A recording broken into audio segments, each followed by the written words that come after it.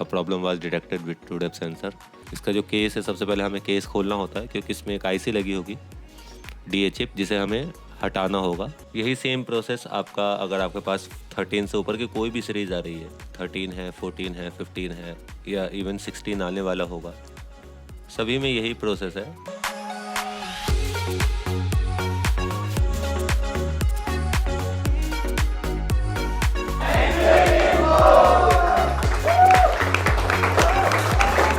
Hello दोस्तों, AK info के official YouTube channel पर आपका स्वागत है। आज की जो वीडियो रहने वाली है वो फेस आईडी अगर आपका 13, 14 या 15 में काम नहीं करता है तो आप उसे कैसे रिपेयर करेंगे, ये आपको सीखने को मिलेगा। तो वीडियो पे बने रहें, एंड तक देखें, आपको पता चलेगा कि किन किन चीज़ों का आपको ध्यान रखना है। तो देखो, जैसे कि इसमें आपको नज़र आ रहा है कि फेस आईडी स्टार्ट करने पर इसमें TrueDepth सेंसर का मैसेज है।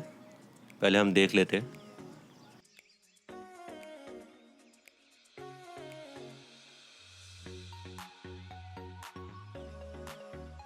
A problem was detected with TrueDepth sensor.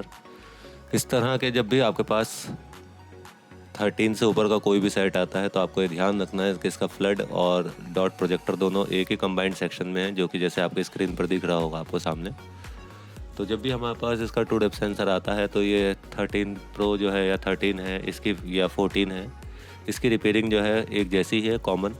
लेकिन जैसे आप X की या 12 प्रो मैक्स तक की रिपेयरिंग करते हैं, वैसे इसमें रिपेयरिंग नहीं करनी होती है।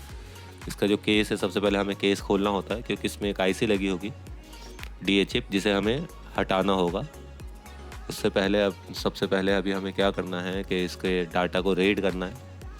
तो आप JC से भी कर सकते हैं, आप लुबान से भी कर सकते हैं। मैं JC से रिपेयर कर रहा हूँ। तो जैसे अभी हमने इसे चेक किया तो ये अब नॉर्मल आ रहा है।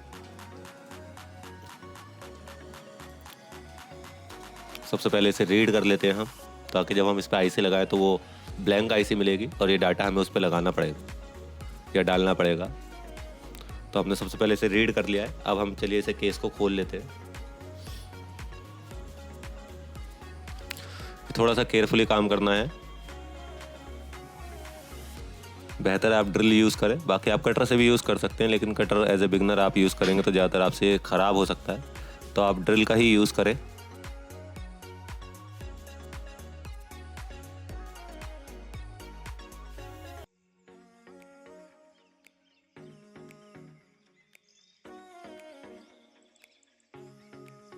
जैसे भी हमने कटर से अलग कर लिया है, तो इसे कटर को आपको कैन को काट के ऊपर की तरफ को शिफ्ट कर देना है। ये 3 आपको या 2 शोल्डरिंग दिख रही होंगी। सबसे पहले इन्हें सॉफ्ट करना है 138 से, क्योंकि जब हम इसे केस को अलग करेंगे, अगर ये शोल्डरिंग आप अलग नहीं करते हैं तो उससे क्या होगा कि आपका फ्रेम हो सकता है डैमेज हो जाए या फिर आपका लेंस जो है वो ब्रेक हो जाए। तो पहले हल्का सा फ्लक्स लगा कर इस पर 138 आयरन पर लगा के थोड़ा सा इसे सॉफ्ट कर दें।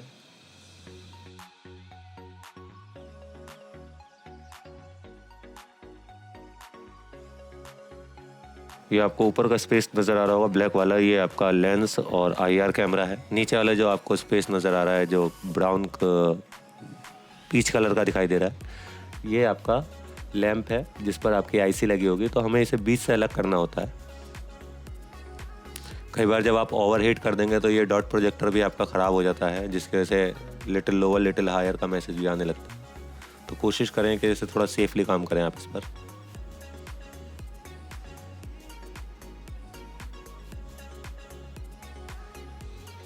और अगर आपके पास प्रोटेक्टेड लेंस है या फिर स्टिकर्स है तो कैमरा वगैरह पे वो लगा सकते हैं आप। उससे क्या होगा कि ब्लर नहीं होता है। बाकी ये IR इतनी जल्दी ख़राब नहीं होता है, लेकिन अगर आप ओवरहीट कर देंगे तो अक्सर वो ख़राब भी हो जाता है। हालांकि आप इसे चेंज कर सकते हैं ऊपर वाले लेंस को, अगर ये आपका ख़राब हो जाता है या जल जाता है तो। अच्छे से क्लीन कर लें इसे पहले, ताकि आपको ग्लू और सेपरेशन का स्पेस नज़र आ जाए कि कहाँ से हम इसे स्पेस क्लीन करके या निकाल कर देख सकते हैं। तो मैं ब्लेड का यूज़ करता हूँ इसमें ज़्यादातर। आप चाहें तो हीट से भी कर सकते हैं, कोई इतना बड़ा इशू नहीं है, लेकिन इससे थोड़ा सेफ़ रहता है ये। तो मेरे पास 11 नंबर का ब्लेड है, तो मैं 11 नंबर के ब्लेड से इसे क्लीन कर लेता हूँ। पहले ना थोड़ा सा ये इस चीज़ का ध्यान रखें कि जो ये ग्लू है ये कई बार ना आपका बैलेंसिंग में दिक्कत करता है। तो हम पहले हल्का हल्का सा ना ग्लू को शार्प ब्लेड से निशान बना देते हैं, उससे क्या होता है, जब आप इसे अलग अलग निकालेंगे तो ग्लू आपका जो है ना वो लोअर बोर्ड पर या लोअर बेस पर रह जाएगा। तो जब आप इसे अलाइनमेंट करेंगे तो वो दिक्कत जो आपकी लिटिल लोअर लिटिल हायर की आती है कई बार रिपेयर करने के बाद भी, तो वो ज़्यादातर इससे सक्सेसफुली हो जाती है, आपको इतनी दिक्कत नहीं होगी।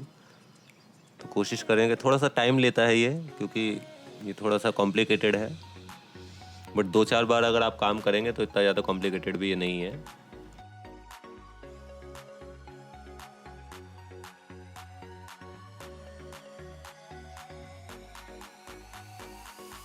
यही सेम प्रोसेस आपका, अगर आपके पास 13 से ऊपर की कोई भी सीरीज़ आ रही है, 13 है, 14 है, 15 है या इवन 16 आने वाला होगा, सभी में यही प्रोसेस है। क्योंकि अब जो भी है वो डॉट प्रोजेक्टर और फेस आईडी का फ्लड दोनों एक ही जगह पे डाल दिया गया है। पहले क्या होता था, पुराने मॉडल में फ्लड अलग जगह पर होता था और डॉट प्रोजेक्टर अलग जगह पर होता था, तो वो कॉम्बिनेशन में रहते थे। कई बार अगर आपका फ्लड चेंज हो जाता था तो नॉट अवेलेबल आने लगता था।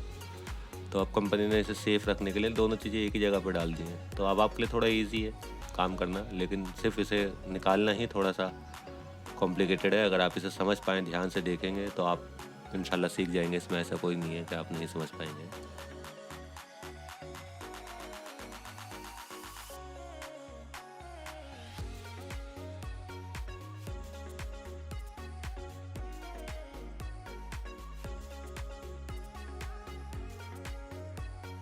जैसे अभी हमने ग्लू कट कर लिया है प्रॉपर इसका, तो हमने इसे होल्डर में बांध लिया ताकि हम इसे अलग से निकाल पाएँ।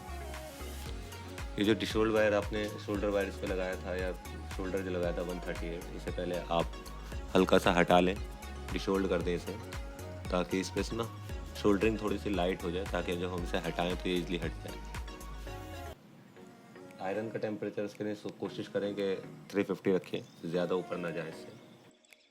आयरन से हल्का सा शोल्डर करें और आप ब्लेड की मदद से हल्का हल्का सा इसे ढीला करने की कोशिश करें, उससे ये जल्दी निकल जाएगा।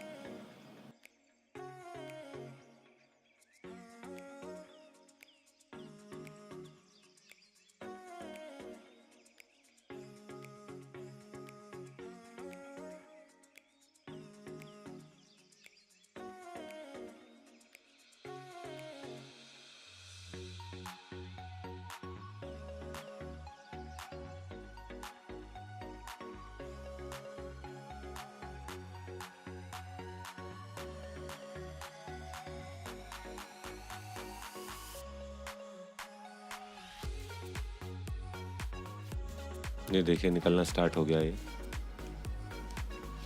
यहाँ आप देखेंगे तो आपको डॉट प्रोजेक्टर वगैरह और फ्लड दोनों ही नज़र आएंगे। नीचे एक ब्लैक कलर की आईसी दिख रही होगी, ये आईसी ही आपकी डीए चिप है। इस आईसी को ही रिप्लेस करना है सिर्फ आपको, इसमें और ज़्यादा कुछ करना नहीं होता है।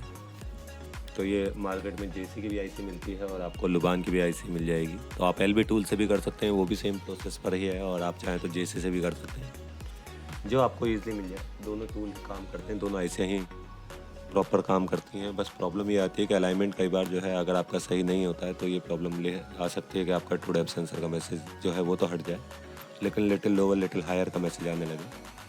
तो हमने ये आईसी हटानी होगी पहले। इस आईसी को हटाने के लिए टेम्परेचर जो रखेंगे आप वो 240 रखें। 240-230 पर ये आईसी ईजिली निकल जाती है। चलिए, अभी हमारे पास ये जेसी की आईसी है जो कि मार्केट में अवेलेबल है, लेकिन ये खाली होती है आईसी, इसके अंदर कोई डाटा नहीं होता है। तो पहले हमें ये आईसी लगानी होती है, फिर इसके ऊपर डाटा चढ़ाना होगा जो हमने स्टार्टिंग में रीड किया है। तो पहले इस आईसी को रिवॉल्व करके इस पर लगा देते हैं। ये आईसी जो है वो कोशिश करें कि आप 138 से रिवॉल्व करके लगाएं अगर आप न्यू हैं काम करने वाले। बाकी आप चाहें तो इसे डायरेक्ट भी लगा सकते हैं।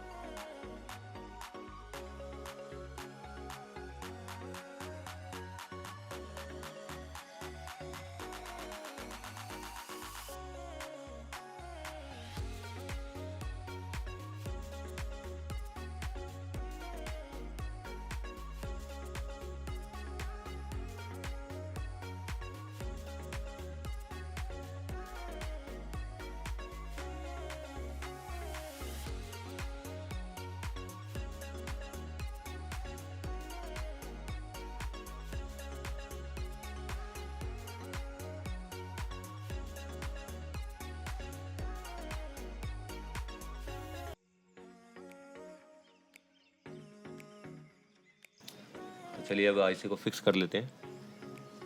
इसके लिए टेम्परेचर जो है, जैसे आप 138 से बनाते हैं इसे, तो आप 180 170 इनफ रहता है इसके लिए टेम्परेचर। एयर ज़ीरो रखें अगर आप 857 यूज़ कर रहे हैं, और अगर आप 2008 या 861 यूज़ कर रहे हैं तो 220 इनफ है। 220 230 पे भी ये आईसी लग जाएगी आपकी।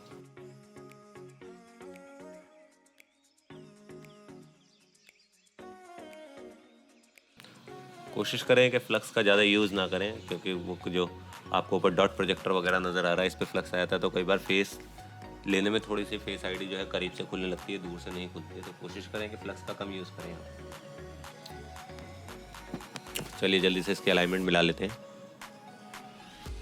उससे पहले अभी हम देख लेते हैं कि हमारी आईसी प्रॉपर लगी है या नहीं लगी। जैसे आईसी प्रॉपर लगेगी तो पहले जहाँ पर अब नॉर्मल था वहाँ पर नॉर्मल आ जाना चाहिए। अगर हमारा नॉर्मल आ जाता है तो इसका मतलब हमने जो आईसी लगाई है वो सही लगी है। फिर हमें उस पर डाटा डालना होगा सिर्फ। तो जैसे देखो अभी हमने आईसी लगा दी है तो हमारे सारे ऑप्शंस जो हैं जो पहले अब नॉर्मल थे वो नॉर्मल हो गए, और हमने इस पर डाटा डाल दिया है। इसके लिए आप अलाइनमेंट के लिए टूल यूज़ करें, ज़्यादा बेहतर रहता है। टूल से जो है आपकी फेस आईडी एक बार में अलाइनमेंट मिल जाती है। तो जैसे मैंने टूल्स का यूज़ किया अलाइनमेंट मिलाने के लिए, तो ये फेस आईडी वर्किंग करने लगी है इसकी। बट पहले देख लेते हैं क्या ये फ़ोन अनलॉक भी कर रही है या नहीं। कई बार फेस आईडी लेती है लेकिन अनलॉक नहीं करती है, तो हमें पूरा देखना होता है कि फेस आईडी अनलॉक भी कर रही है या नहीं कर रही है। तो अब हमारा फ़ोन अनलॉक भी हो रहा है, इसका मतलब फेस आईडी प्रॉपर वर्क कर रही है। तो जैसे कि आपने देखा कि अगर आपके पास 13 या 14 का कोई सेट है जिसमें फेस आईडी नहीं काम कर रही है, तो इस प्रोसेस से अगर आप करेंगे तो आपको रिपेयरिंग में ईजिली रहेगी। और कमेंट करके ज़रूर बताएं कि आपको इसमें क्या सीखने को मिला। Thank you. एक वीडियो बना